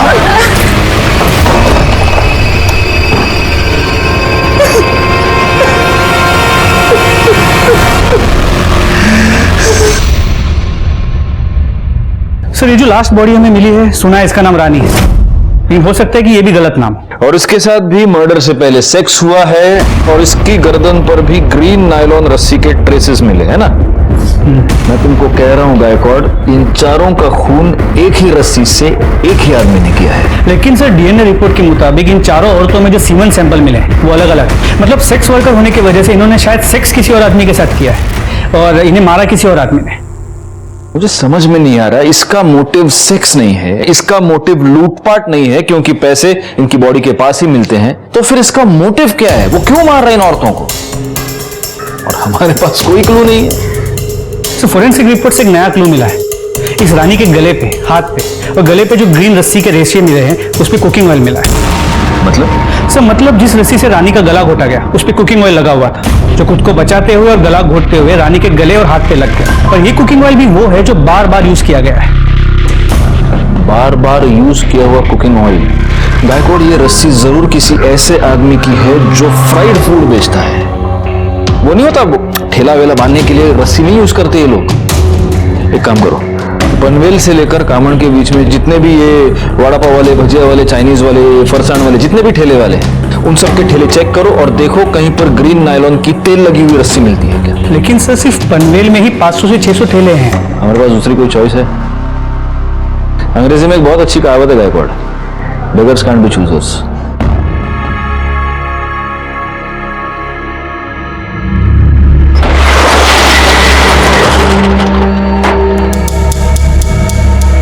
शटर क्यों बंद किया? तुमने तो कहा था ना कि बदले में कुछ दोगे तो अब ना मत करना। छोड़ो मेरे हाथ, देखो बिल्कुल मैं चिल्लाऊंगी।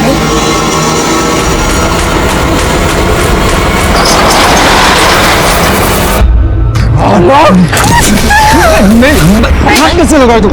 हाथ कैसे लगाए? गलती हो गई, मैं कर दूंगा तेरे को, काम कर देगा तेरे को मैं।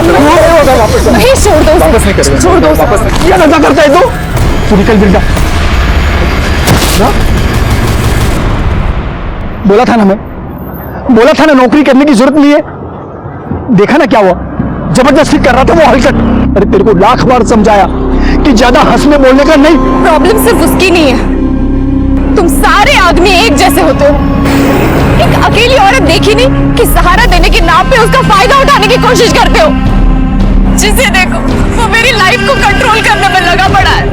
घर में वो वही नहीं है, दुकान में वो गिरीश और यहाँ तुम। मुझे नहीं रहना है, मैं जा रही हूँ। सुन, तू तब भड़क को रही है। क्या मांगता क्या है तेरे को? बोल, मैं करेगा ना तेरी मदद। क्या मांगता तेरे को?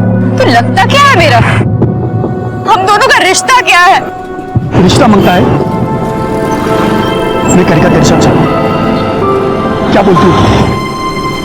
तो सच में मेरे साथ शादी करेगा? तू सिर्फ हाँ तो बोल, मैं कभी भी तेरे घर रिश्ता लेकर के आ जाऊंगा। और वो तेरी एड़ी वही नहीं है ना, वो खुशी के मारे नाच उठेगी कि चलो अच्छा हुआ पीछा छूटा। अरे अब तो हंस पहुंच लेना। अरे हंसना, अभी करेगा ना मैं तेरे साथ शादी।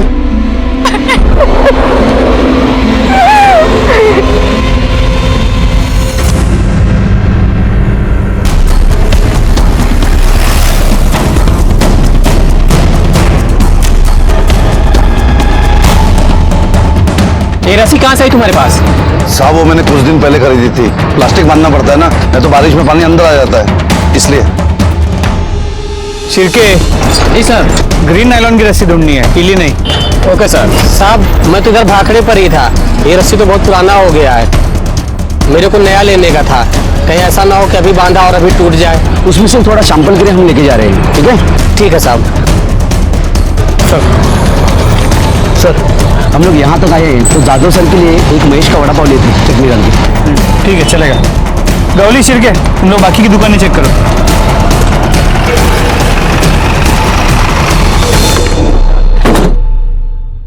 सर ये तो बंद है। किधर? ये महेश किधर गया? बंद किया? साहब महेश भाऊ ने आज जल्दी बंद किया, उनको किधर काम से जाना था आज। बहुत ज्यादा प्रेशर बना था हम पर इस केस को सॉल्व करने का। समझ नहीं आ रहा था क्या करें, क्योंकि इस केस में कोई भी सॉलिड लीड नहीं थी हमारे पास। कहने को इंफॉर्मेशन तो बहुत थी, लेकिन उसके आधार पर किसी भी नतीजे पर पहुंचना मुश्किल था, सिवाय इसके कि एक सीरियल किलर था जो हाईवे पर एक के बाद एक सेक्स वर्कर्स का खून कर रहा था। और तभी एक ऐसी घटना घटी जो इस प्रोस्टिट्यूट वाले एंगल से अलग थी।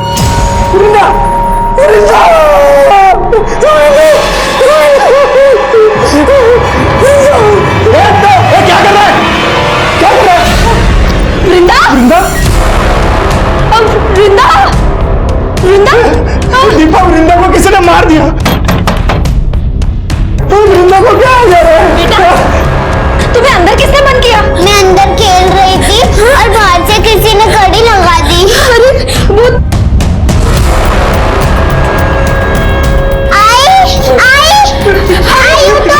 आई को क्या हो गया? आई को महेश ने मारा होगा। महेश ने कुत्ता को मार दिया। अरे कोई आओ, अरे आओ देखो क्या हुआ। अरे महेश ने मार दिया वृंदा को। अरे तुम देख क्या रहे हो? फोन लगाओ पुलिस को। अरे महेश ने मार दिया वृंदा को, उसको देखो। पुलिस को फोन करो। Hello police station.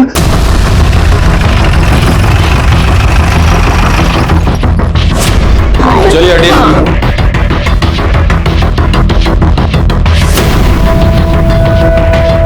इनको बाहर निकालो सर, जरा आप भी पीछे हो जाइए।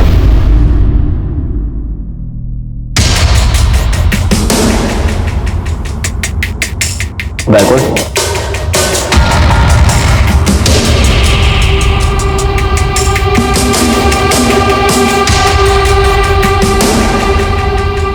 काम करो गायकवाड़, पंचनामा करो और बॉडी को पोस्टमार्टम के लिए भेज दो और फॉरेंसिक टीम को भी बुला लो।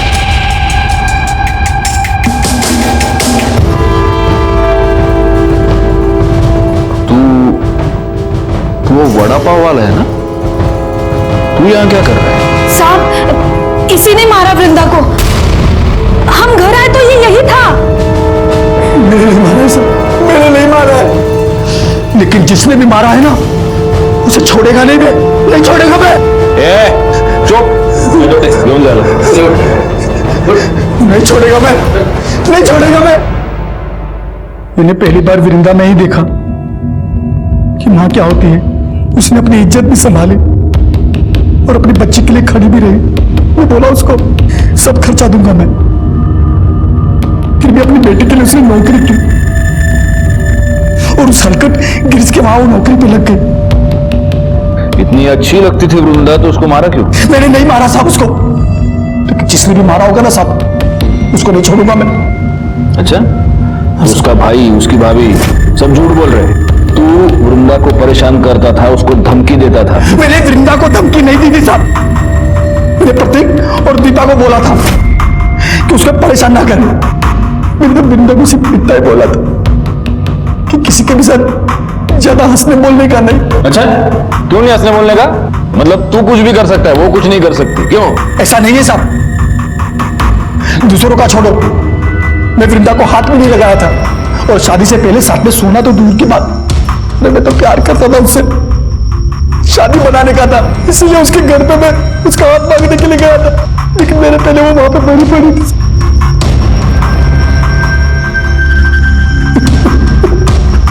हाथ मांगने गया था? हाँ साहब, करीब 2 बजे के आसपास वृंदा का मेरे को फोन आया था। हाँ हेलो महेश, आज तुम शाम को 4 बजे घर आ सकते हो? अरे शाम को कैसे आएगा मैं, इधर धंधा कौन संभालेगा? शादी की बात करने के लिए तुम एक दिन जल्दी दुकान बंद नहीं कर सकते? क्या तुम मेरे को शादी के लिए बुला रही है? मैं गाड़ी बंद करके घर गया, कपड़ा बदली किया, उसके घर के लिए निकला। जब घर जाके देखा तो वो पहले से मरी पड़ी थी साहब। कितने बजे पहुंचा उसके घर? 4 बजे पहुंचा होगा साहब, तब तक वो मर चुकी थी। मैंने कुछ नहीं किया साहब, आपको पूछना है तो राजू से पूछ लो साहब। चल चल, मैंने मान लिया कि तूने वृंदा को नहीं मारा। किसने मारा? उसके भाई और भाभी ने मारा होगा साहब, क्योंकि उनको लगने लगा था कि वृंदा उन पे बोझ बनती चली जा रही है, तो उन दोनों ने भी नहीं मारा होगा ना साहब, तो उस हलकट गिरीश ने मारा होगा उसे। सर ऐसी कोई बात नहीं, किसी ने आपको मेरे बारे में गलत बोला है, मैं उससे बहुत अच्छे से बात करता था। ये अच्छा है, तेरी दुकान में सीसीटीवी है, दिखा, फुटेज दिखा, सब पता चल जाएगा किससे कैसे बात करता था। इसमें ये क्या, चेक करो। पासवर्ड क्या है? सर अरे पासवर्ड क्या है? सर वो मुझे अच्छी लगती थी, लाइन भी देती थी मुझे, तो मुझे लगा सब। तेरे दुकान में ग्रीन कलर की रस्सी है? ग्रीन क्यों सर? तू नहीं बताएगा। गायतोंडे सर, जरा शोधा सगळीकडे, देखो रस्सी मिलती है क्या? नहीं है सर। वैसे काफी रंगीन, काफी शौकीन आदमी लगता है तू। हाँ, उधर तो जाता होगा। किधर सर? उधर प्रोस्टिट्यूट्स के पास। अरे नहीं सर, मैं वैसा आदमी नहीं हूँ। वैसा आदमी नहीं है? नहीं सर। तो वैसा आदमी है? हाँ, मतलब 1-2 बार गया हूँ। हाँ, 1-2 बार गया है और वहां जाने के बाद उनका खून भी किया। सिर्फ 4 को मारा है और को भी मारा? अरे नहीं सर, मैंने किसी को नहीं मारा है। सब पता चल जाएगा। गायतोंडे सर, सापड़ का? नहीं सर, दुकान चेक कर लिए और काउंटर भी देख लिए, कहीं ग्रीन कलर की रस्सी नहीं मिली। बोला ना सर, नहीं है सर कुछ। ठीक है चला, तो इसे नहीं बताएगा, तेरे को है ना एक दिन हमारे यहाँ पे बुला के पूछूंगा। सर एक बार रस्सी के लिए इस महेश के वड़ा पाव के स्टॉल को चेक कर लेता हूँ। कर लो। पूरी गाड़ी को अच्छे से चेक करो, देखो ग्रीन रस्सी मिलती है क्या।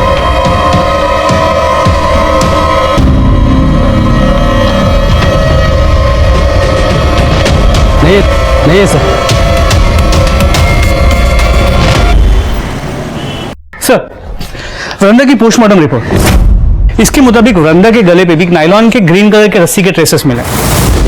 मतलब हो सकता है कि ये भी उसी सीरियल किलिंग का हिस्सा हो। लेकिन वृंदा तो प्रोस्टिट्यूट नहीं थी और उसका मर्डर हाईवे पर नहीं, उसके अपने घर में हुआ है। जी सर। सर हमने महेश के कॉल रिकॉर्ड्स को चेक किया, वो सच कह रहा है। वृंदा ने उसे 2 बजे फोन किया था और वृंदा के पोस्टमार्टम रिपोर्ट के मुताबिक उसकी मौत दोपहर 2 और 3:30 के बीच हुई है।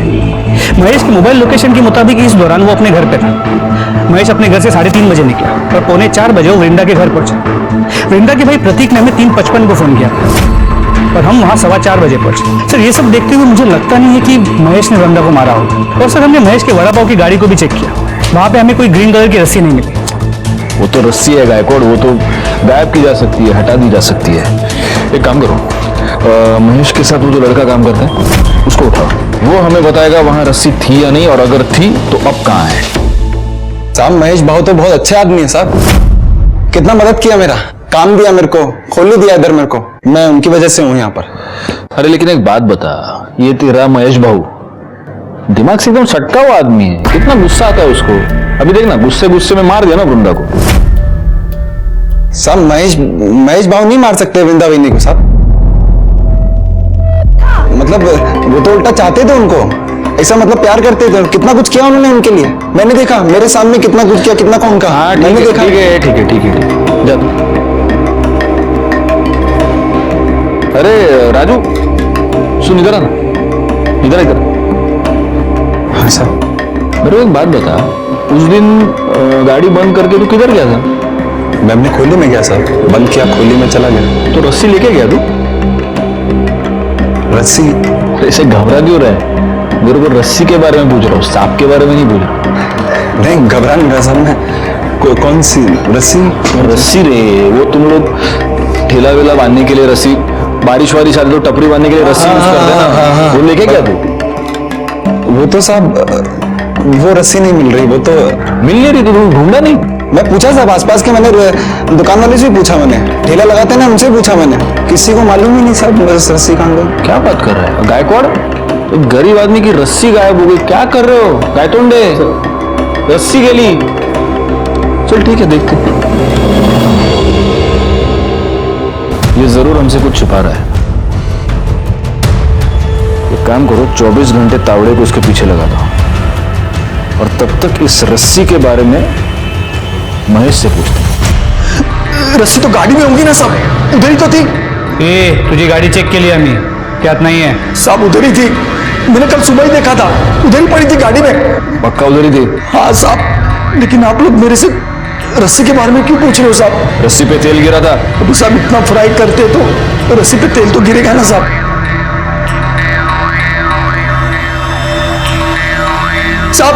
साहब अभी तो आपको पता चल गया ना मैंने कुछ नहीं किया है साहब, फिर तो मेरे को छोड़ दो साहब। और साहब मैंने कुछ नहीं किया है साहब। सर गिरीश के कॉल रिकॉर्ड सर, इस कॉल रिकॉर्ड के मुताबिक वृंदा के मर्डर के वक्त मतलब दोपहर को 3:20 से 3:35 के बीच ये गिरीश वृंदा के घर के आसपास ही था।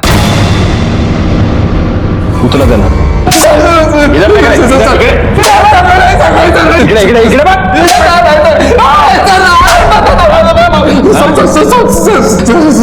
सब सच बता रहा हूँ सर। बोल। मैं कल गया था वृंदा के घर सर, उससे माफी मांगने गया था और उसे वापस जॉब के ऑफर देने, क्योंकि वो मुझे अच्छी लगने लगी थी, उसको मिस कर रहा था सर मैं। पर मैं जब उसके घर के पास पहुंचा तो मैंने एक आदमी को वहां से भागते हुए देखा। दरवाजा खुला था सर, जब मैं अंदर गया तो देखा वृंदा जमीन पर मरी पड़ी है। मैं बहुत डर गया था सर, इसीलिए पहले झूठ बोला। मिर्ची लेके आओ, मिर्ची। ये अभी मिर्ची खा के ही सच बोलेगा। अरे सर आप मिर्ची क्या, मुझे गोली भी मारेंगे तो मैं यही बोलूंगा सर, क्योंकि यही सच है। तूने किसी को भागते हुए देखा? किसको देखा? हाँ वही आदमी था जिसने तेरे साथ झगड़ा किया था वृंदा के ऊपर से? नहीं सर, कोई दूसरा था। अरे दिखता कैसा था बोलना? सर 24-25 साल का आदमी था, लंबी नाक की पतली दाढ़ी थी सर, दुबला पतला था। ये था? हाँ सर यही था।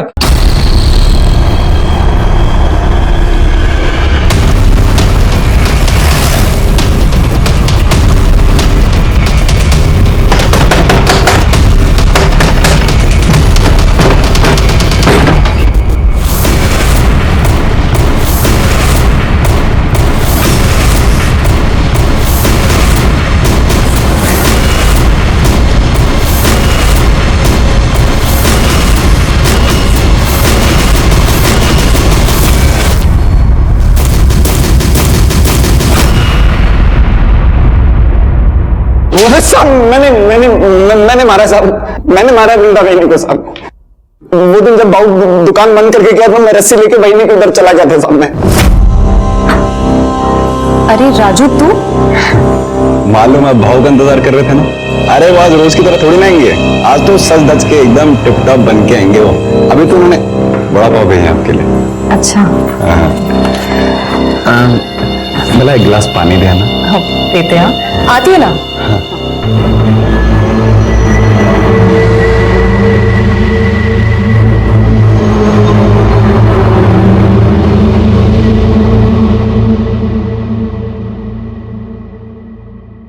अरे ये कहाँ गया?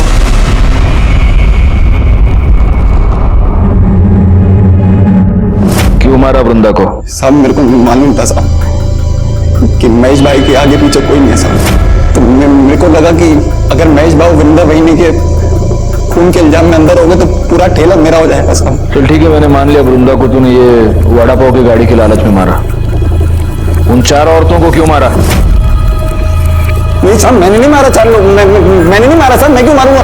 झूठ बोल रहा है। अरे साहब मैं झूठ नहीं बोल रहा, मैं तो सच बोल रहा हूँ। मैं एक भाव में मारा।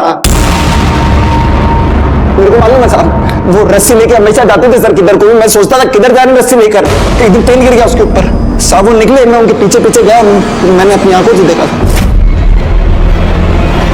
उस दिन मेरे को मालूम चला साहब कि हाईवे पे जितनी भी धंधे वाली मरी है उनको भाव ने मारा।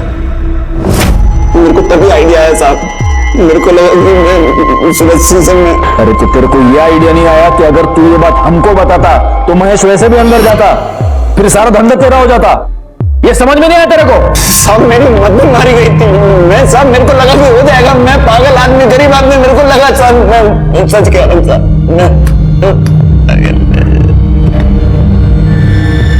महेश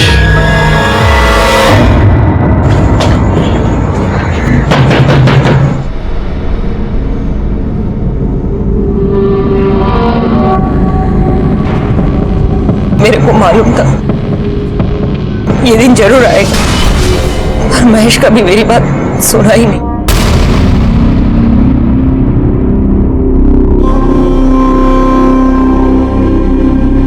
इसका मतलब आप ये जानते हैं कि हाईवे पर जिन औरतों के खून हो रहे हैं वो आपका बेटा ही कर रहा है। जी साहब। तो आपने ये बात कभी पुलिस को बताई क्यों नहीं?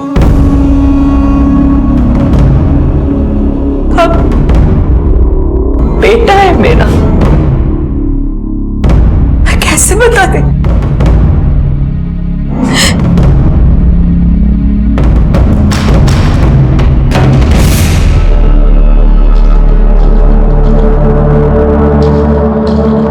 कभी मैं भी इनमें से इसको मालूम चल गया तुमसे मुझसे नफरत करता है। क्या कर रहा है महेश? सब कुछ मालूम है ना तुझे, फिर क्यों शादी करके उस लड़की की जिंदगी बर्बाद कर रहा है? चुप कर, उसके लिए मैं है, वो तेरी तरह नहीं है। वो मर भी जाएगी ना तब भी खुद को नहीं बेचेगी, और एक तू है। चल जान देना, तू क्या समझेगी साली? तो हमेशा मेरे को बोलता रहता है ना, हाँ? पर तेरे को मालूम है कि मैंने धंधा काय को शुरू की? अस्पताल में था, डॉक्टर बोला अगर इसकी जान बचाना है तो इंजेक्शन लगाना पड़ेगा। बहुत महंगा था इंजेक्शन, मैं नहीं खरीद सकती थी। अरे मैं ये नहीं करती ना तो तुम मर जाता। अरे तुम मर जाने देती, धंधे वाले की औलाद तो नहीं बुलाते मेरे को। इन सबको भी मेरी वजह से मारता है। आपसे नफरत करता है मतलब वो सेक्स वर्कर्स से नफरत करता है, इसीलिए ये सब कर रहा है। आपने उसे छोड़ा तो वो आया था घर में। क्या कर रहा है? कपड़े का को भर रहा है? किधर जा रहा है? जा रहा हूं मैं, लेकिन तू ये मत सोचना कि तेरी जात वाली को मारना बंद कर दूंगा मैं। जब भी कभी मेरे को लगेगा ना कि पुलिस मेरे तक पहुंचने वाली है तो उससे पहले तेरे को पक्का मारेगा मैं। तू आखिरी होगी। मतलब वो आपको अपनी माँ को मारने आएगा? अगर बोला है तो जरूर आएगा।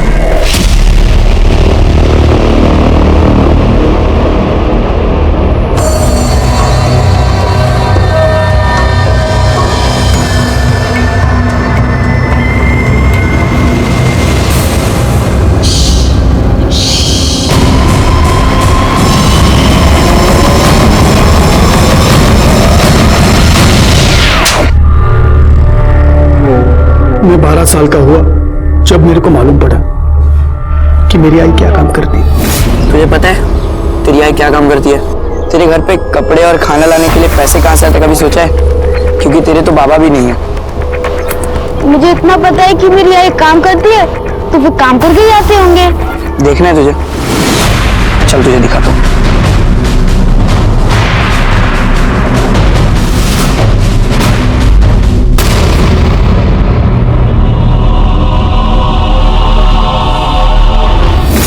फिर सभी धंधे वाले, उनकी पूरी जात से मेरे को नफरत हो गई। मैं सबको खत्म कर देना चाहता था ताकि फिर से कोई बिना बाप के नाम वाला महेश किधर को पैदा ना हो।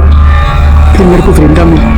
मेरे को लगा सब लोगों की माफी मेरा भी एक नॉर्मल लाइफ हो सकता है, पर राजू ने वो भी खत्म कर दिया। आखिर ये केस सॉल्व हो गया और सीरियल किलर महेश को पकड़ने में हम कामयाब हो गए। बड़ा दुख हुआ उन बेकसूर औरतों के लिए जिन्हें महेश ने मार दिया था, क्योंकि भले ही महेश की अपनी एक दुखी कहानी थी, लेकिन उन औरतों की हालत भी कोई बहुत अच्छी नहीं थी। 150 रुपए के लिए वो अपने आप को बेचने पर मजबूर थी। और सबसे ज्यादा दुख हुआ महेश की मां सपना के लिए, जिसने अपने बेटे के लिए अपने आप को बेचा, लेकिन उसी की वजह से उसका बेटा शर्मिंदा था और अंत में एक भयानक कातिल बन गया। खैर, मैं इंस्पेक्टर राजेश जाधव आपसे विदा लेता हूं। दोबारा मिलूंगा, तब तक सतर्क रहिए और देखते रहिए क्राइम पेट्रोल दस्तक, क्योंकि मकसद बताना नहीं, बचाना है। जय हिंद। क्राइम पेट्रोल के ऐसे ही मजेदार एपिसोड्स देखने के लिए हमारे चैनल को सब्सक्राइब करें